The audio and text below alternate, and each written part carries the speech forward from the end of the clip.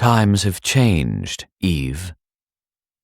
A man dressed in the ornate robes of an imperial clan elder had appeared in the row below mine, and the weight of his aura had forced the crowd to shy away from him. His iron-gray hair and matching wedge of a beard sparked with threads of sacred power strong enough to light up half a city.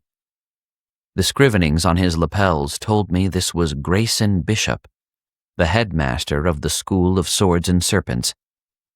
He was one of the 5 sacred sages, the most powerful men in the world. And he spoke my mother's name like he'd known her for years. "Why?" My mother held her ground as Grayson stepped so close that his aura surrounded hers. "What purpose does it serve to have your champion break a child?" "The school wishes to raise the caliber of our students."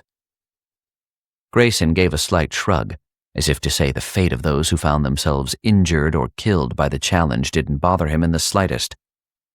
"This seems the most certain way to weed out the pretenders and fools before they can pollute our fine institution with their degenerate ways."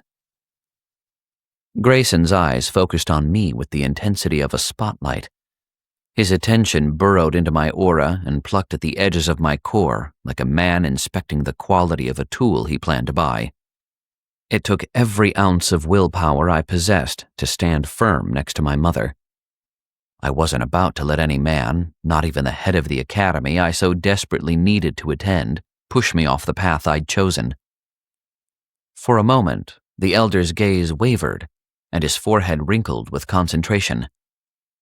My mother had warned me that my core might be evaluated, but she had also told me few Imperials would be able to understand the wound inside me.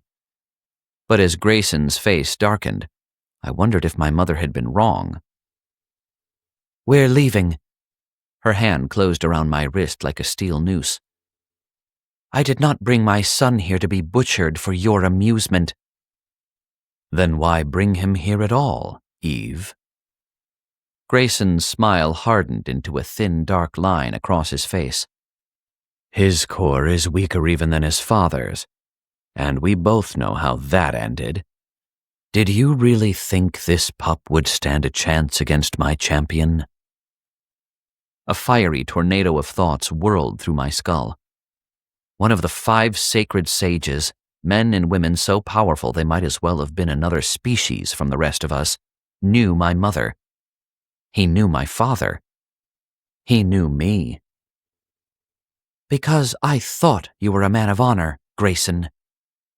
My mother pulled me past the headmaster with no more care than passing a beggar on the street. "Listen to your mother, boy," Grayson called after us. "My champion will break you even more easily than I broke your father for his crimes."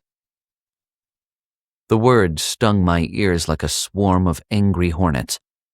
Shame reddened my cheeks and forced me to lower my head. My mother never told me what my father had done to earn death for himself and exile for what remained of his family.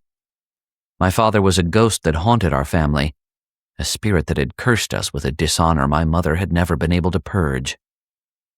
And now, when I was so close to my chance to move beyond his sins and make a new life for myself, his specter had appeared again to turn the headmaster against me. A cold certainty settled over me, and I knew that if I left the arena there would be no escape from the chains my father's crimes had wrapped around my throat.